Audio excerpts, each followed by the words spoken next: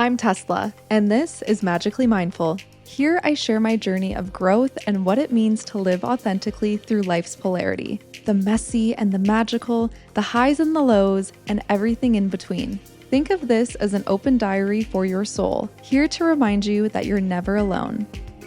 Who would have thought that one single hockey game, 3, 4, 5, 6 minutes of a single hockey game, overtime to be exact, could send my whole entire being into a downward spiral. I'm talking about game 4, the Edmonton Oilers against the Anaheim Ducks. Okay. At the time of recording this, it's all been said and done. The Oilers, for the first time since I think 2021, are not advancing to round 2 of the Stanley Cup playoffs. And that's fine, honestly. I think it's better for my mental health that we didn't advance, and it's probably better for all of their mental health too.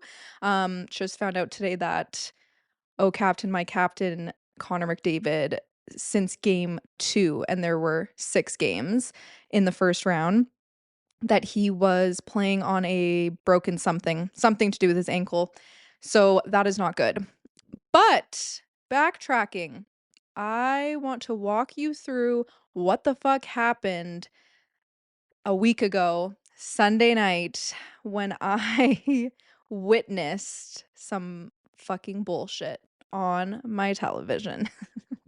So I guess even to backtrack just a tad further, I have talked about my love for the Edmonton Oilers on this podcast before. There was this episode. Shout out to the Edmonton Oilers for saving me from a job that was so not aligned. And last year, I released an episode why mindset cost the Oilers the cup. So, yeah, this is not a new thing around here, but in case you didn't know, I am from Edmonton. I don't live in Edmonton, but I grew up there, and that is about the only thing that really ties me to the city of Edmonton now today. When I lived there up until I was 19 and then on and off after that, I was not a fan. I didn't give a shit about hockey, quite frankly. But what did end up happening, first of all, my Gma loved the Oilers, absolutely loved them. And I kind of forgot how excited she would get when she would watch games. But what reminded me of this was in 2024, I was living with my aunt and uncle in California, and my uncle, so my Gma's son, he is from Edmonton and is a diehard Oilers fan. And when I was living there, the way that their house is you come in and then there's a formal living room and dining room, but then you keep walking and then there is the TV room, like more of a lounge type of room attached to the kitchen. So the formal dining room is just off of the kitchen, and I spent a lot of time there because at this time I was working on my mindset coaching business or editing the podcast, and I would often sit at the dining room table, and I usually would be the only one there because everyone else, like my aunt and uncle and my cousin, they would all hang out where the TV was and then also just like in the kitchen because that's where we would eat dinner unless we were having like Christmas dinner. So why I want to share those details is because I would be sitting with my back faced to the kitchen and the TV room, but my uncle would be over there at the TV and I'd have my headphones on, but he would be so elated watching the Oilers that I would inevitably hear this and he would get so excited, and then it totally reminded me like, "Oh my god, Gma acted this exact same way when she would watch the Oilers," and I absolutely love my Gma, and she did pass in 2018, but she is still very present in my life. Spiritual girly over here. I love you, Gma, but I thought that was interesting, that experience, because eventually, like, my uncle had asked a few times, like, "Do you wanna go to a hockey game?" And I was like, "No." And then we did go and see the Ducks versus the Penguins, probably January 2025 or something like this, and I was like, "Oh, this is actually fun." And then, I mean, I guess prior to that, I did watch when the Oilers versus Panthers in 2024, just I think it was game 7, right? I think it was game 7, maybe it was game 6, but whatever their last game was, like, I did watch that, but I didn't get me hooked by any means. But then playoffs last year, 2025, I watched all of them, or at least by round 2 I was watching, and then I became a fan. But I definitely jumped on the bandwagon. I didn't just become a fan in regular season. I jumped on the playoff train. But I have never looked back since, and I this whole season have watched every single game, watched and or listened, like, when I was in my door dashing era, cancel, clear, delete, anything else, back past tense, I would listen to 880 Ched AM radio and, like, get so excited. I will insert a clip right now, and you can see. Nugent Hopkins through the middle to McDavid. Short-handed breakaway in. Go! Woo! Yeah! McDavid! Woo! What a pass. Woo! Nugent Hopkins. Yeah! On the tee. Yeah! McDavid. So that's footage of my dash cam while I was door dashing, and then I edited the clip of the actual play.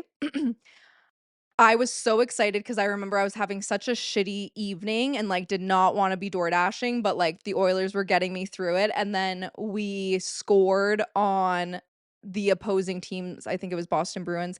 We scored during their power play, so that was so exciting to me, and my excitement came off of also in the way of, like, me letting off steam, so that was really fun, and that's just, I mean, maybe I'll add some other clips at various moments of me getting so excited watching the games. Yes!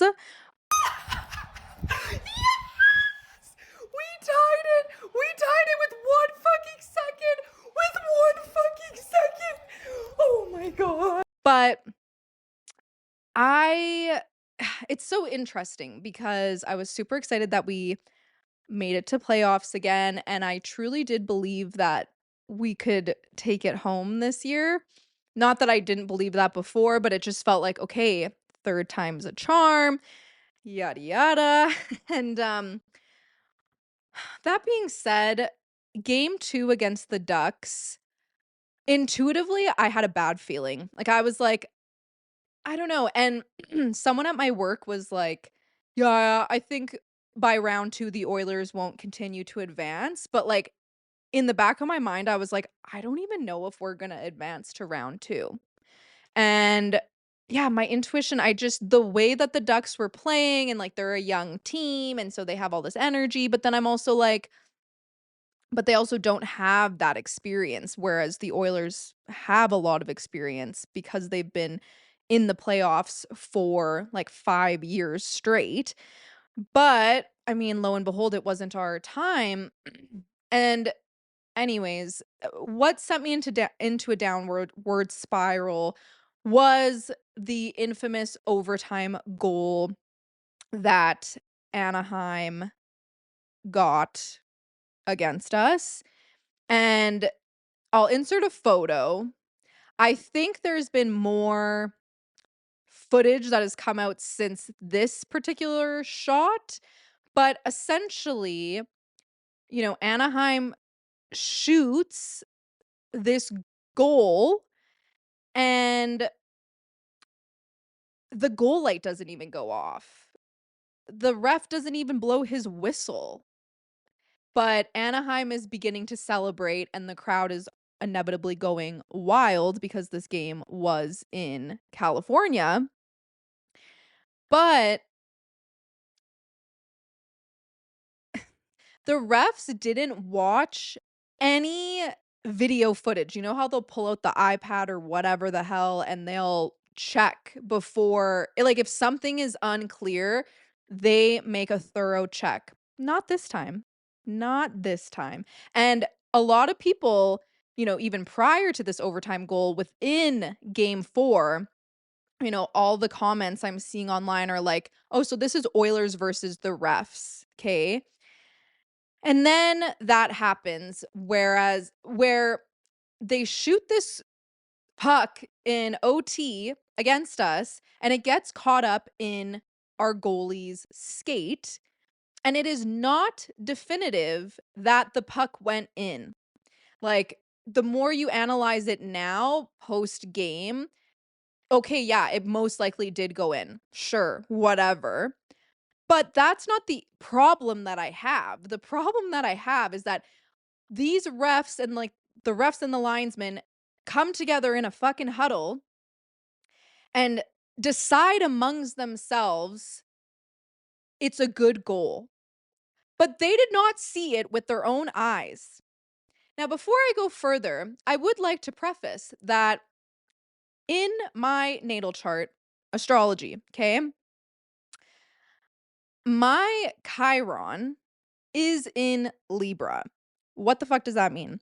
Chiron is the wounded healer within your astrology chart, and it provides so much insight into what your life holds for you, what awaits, what healing you are here to have in this lifetime. Like, it's the wounded healer.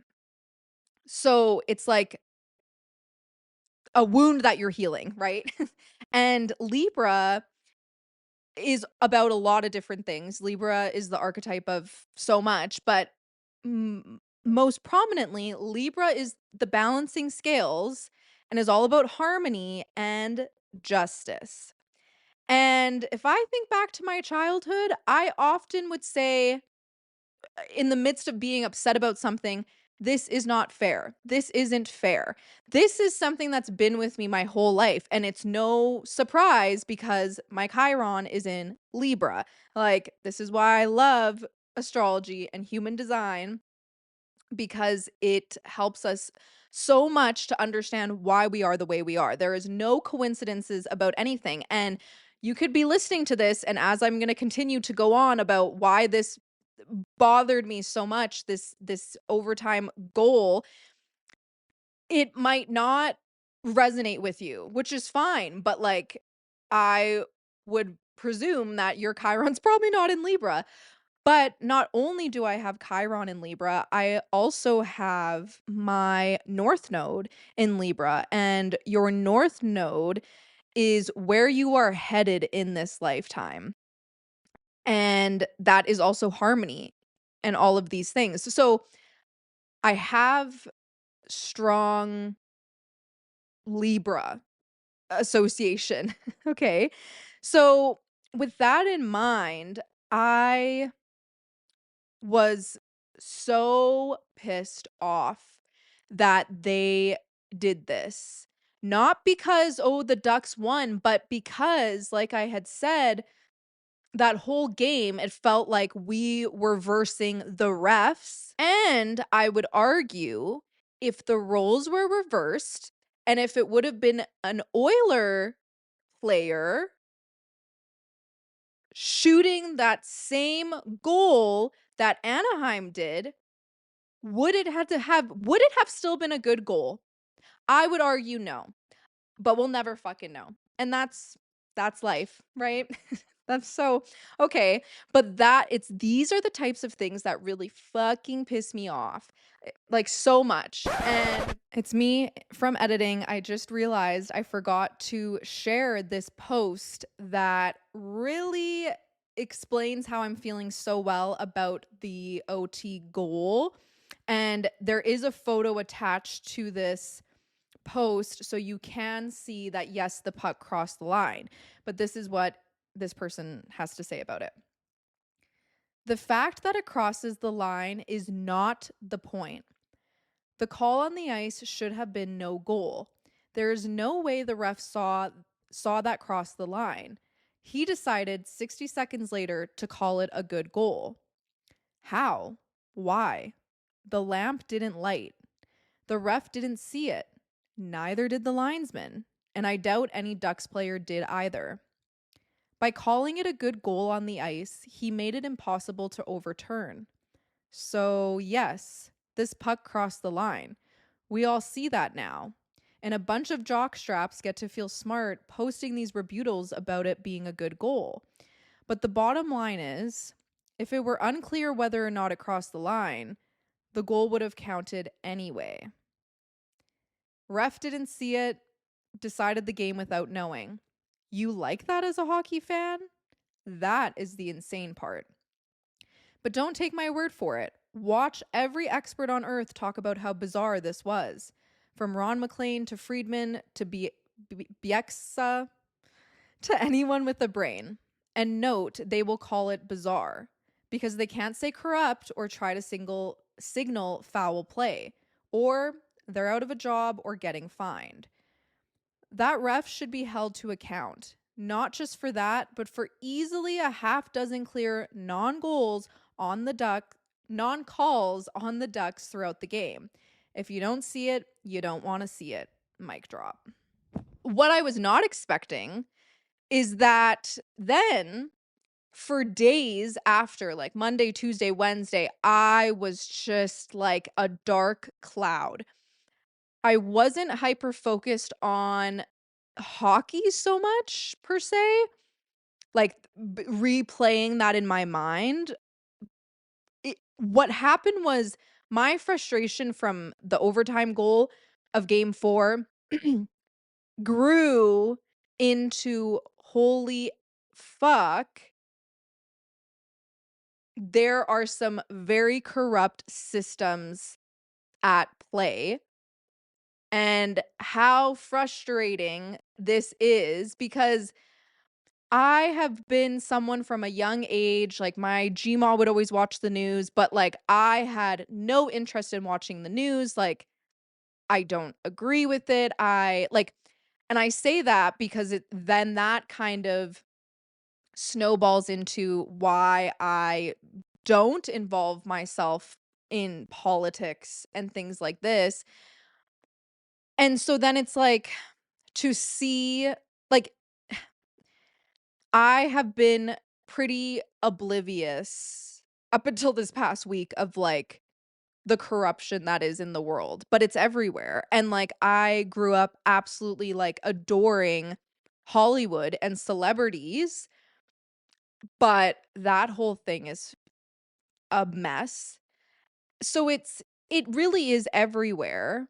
I guess especially if we just think about like television and like I don't know, I do wanna be mindful of what I'm saying on the internet right now, but I just had a lot of thoughts and feelings come up of all of these things and, like, how it all comes down to money and power, and, like, of all things, shouldn't sports be fair? No, I guess not. So then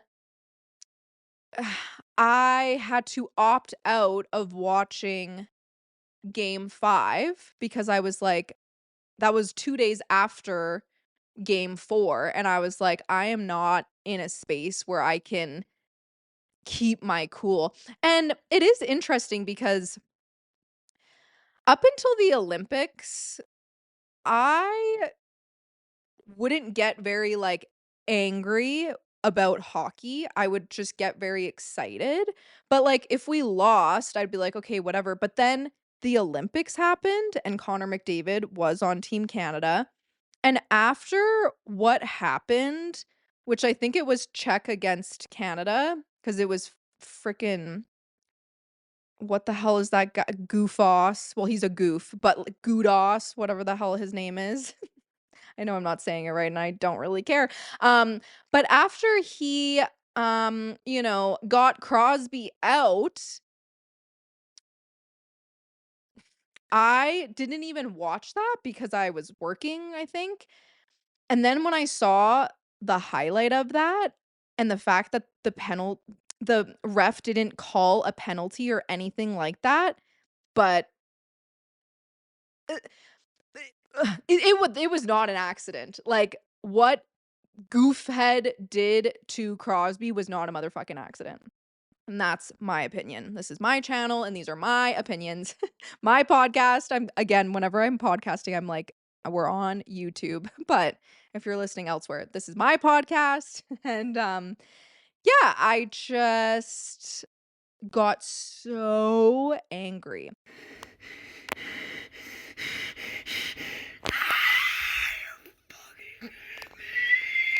And then for some more astrology goodies, I have an Aries moon. And Aries to me is very masculine, it's very blunt, it's very fiery, it's intense, and that's how I process my emotions.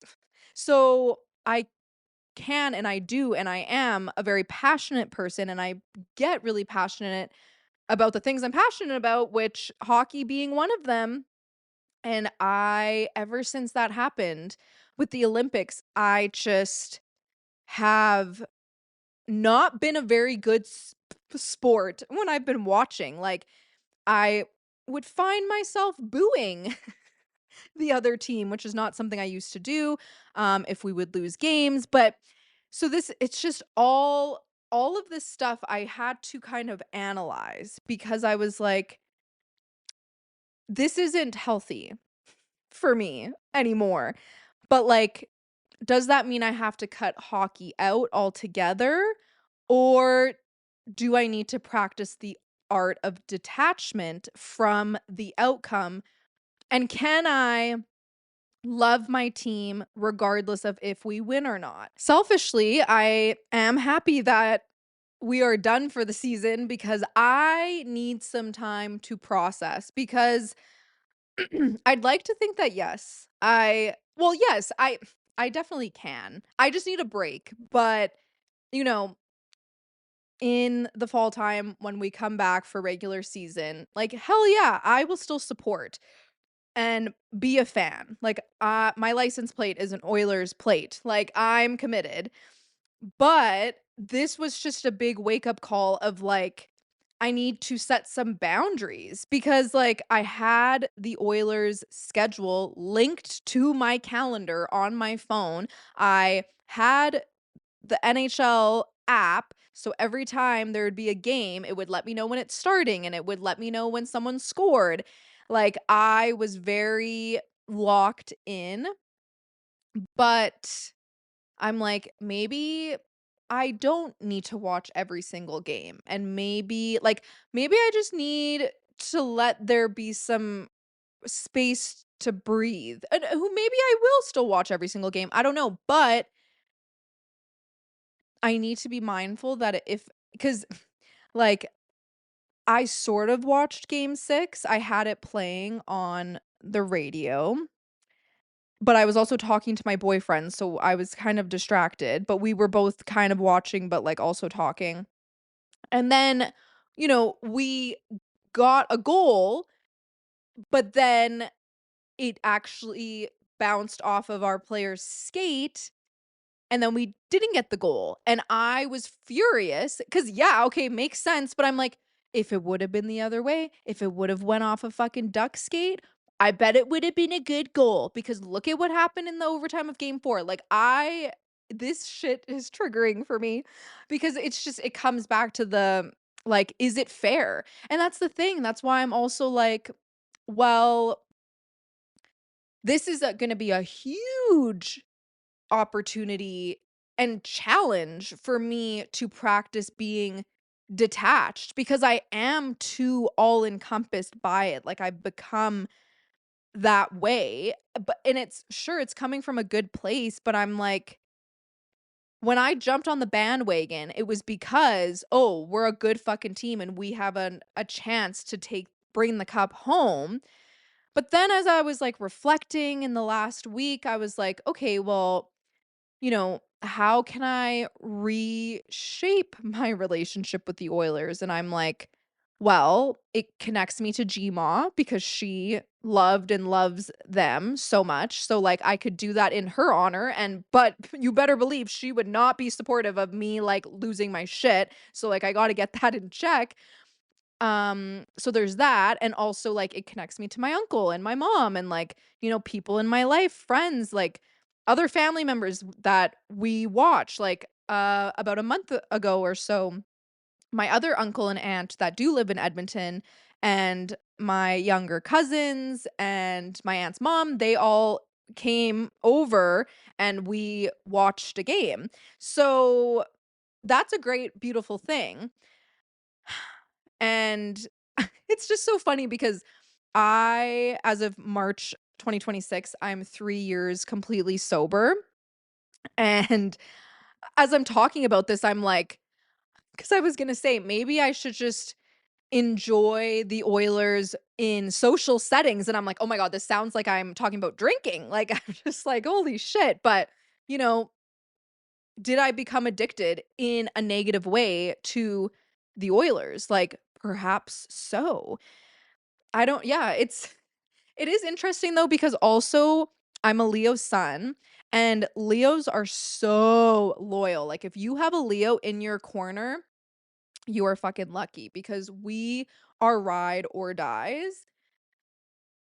But I'm just like, okay, I gotta figure this out. And I think the big piece is detachment. Like, when I first heard about the idea of like the art of detachment, I feel like it was because I had bought my first plant when I was living in Toronto in probably 2019. And then in 2020, I my ex and I were driving back because COVID hit from Toronto to Alberta and we forgot that it was a little crispy wave fern and we had put it in the trunk for whatever reason, but it was, like, March, and so as we're driving across Canada, like, there's some freezing temperatures overnight, and we forgot to bring the plant out when we checked into a hotel for the night, and then I killed the plant, and I remember talking to a relative at this time about it because I was like, oh my gosh, like, I knew she was really knowledgeable with plants, and so I was like, "What do I do to, like, revive it?" And she gave me some tips, but she was like, "Honey, like, if it doesn't make it, it's okay." Like, essentially, don't like, you can't be too attached to this thing. And yeah, it's interesting because I haven't really had to think about detachment because I think in a lot of ways I have embodied it, like, even like, yeah, I don't think I used to, but I think now I really I don't really put too much expectation on the outcomes of things, but yeah, I was, like, living and breathing Oilers this whole season, and I just like like I said, I think why I started, I got on the fucking bandwagon, like, my reasonings for becoming a fan probably weren't for all the right reasons, but I'm grateful to have this awareness because I can shift this. But then I also think why I was spiraling so much is because I'm like, okay, that's all well and good. Like, I can work on reshaping my relationship with the Oilers and my like love for them. But can I look past the fact of that it brought up for me around corruption and how I just despise, like, systems, like, politics, government, whatever, like and I'm like, will I be reminded of that when I watch hockey and when it's so clear that refs are working against us and not being neutral and not doing the job that they're s put on the fucking ice to do? And, you know like, I haven't said it because, like I said, I want to be mindful of the things I'm saying online, but like, there's a lot of money circulating around in the NHL. And do I think it should be called the National Hockey League? No, because just look at the fact that the last time the Stanley Cup was at home in Canada was the 90s. So we'll just leave it at that. We'll just leave it at that. So, this is something that I am still very much moving through, and I'm going to have, months to have a break from hockey. I do like the Blue Jays, but that was because I also jumped on the bandwagon after watching the World Series back in October, and then I was heartbroken at the result. So let's see if I can, kind of do some practice and experimenting with watching the Jays this season and see if how that can prep me for when hockey season is back. And the last thing that I'll say, because I mean, yeah, that's really all I have to say. I just needed to like get this off my chest. And God, am I ever grateful to have my podcast and for you listening because this is very cathartic for me. Like, this is my therapy. Okay. So thank you. But also, game 4, it was on a Sunday, but leading up to the full moon in Scorpio that happened the following Friday. And I read some stuff about this moon, and it literally was like, if you've been feeling on edge, this is why. And I was like, oh, so I wonder if this all would have happened not just around the corner of the Scorpio full moon, how would I have felt? But then also I'm like, wow, I'm that attuned to the cosmos because I'm like, okay, this is totally makes sense. This all makes sense. Everything is always like literally there's no coincidences. And I'm like, obviously, everything that I just shared, it's come up for a reason. And I have a little bit of insight around it, but I just am still in the thick of it. And like, thank God I am feeling a lot better. Like, cause I literally, like, for the first half of the week was feeling so heavy, but cancel, clear, delete that. I'm feeling more like myself again and like grounded and regulated. And it was really beautiful because throughout that week following the game at the gym, like where I work, but also do my workouts, I was so grateful because it was rebound week. So every 8 weeks, we do a rebound week where it is challenging in its own way, but it's a much more slowed down take on a workout. And it is really about like the nervous system. And then I also did yoga nidra at the gym, and that was amazing. And my boyfriend and I did like a somatic video for anger and all of these things. So like I was really grateful because my external world was very much like here to support. So thank God for that. And yeah, I don't know. I will forever be learning about what it means to have my Chiron in Libra and even my North Node in Libra. The North Node placement in our chart, like that transit of like when because you have what I'm going through right now is Saturn return, which happens around 29 and a half years of age. But then the next major return that I can think of off the top of my head would be the North Node, and that happens at age 40. So I still have 10 years to go to understand that. But actually, Chiron return, I believe, is at age 50. So technically, I have 20 years to figure that out. So time will tell. Time will tell. But let me know how this episode resonates with you. Thank you for being here, and I'll see you in the next one. If this episode resonated with you, share it with someone you love, and let's keep the conversation going on Instagram at Magically Mindful Podcast. For collaborations and partnerships, email magicallymindfulpodcast@gmail.com. If you're listening on Spotify or Apple, please leave us a review so we can continue to grow this amazing community.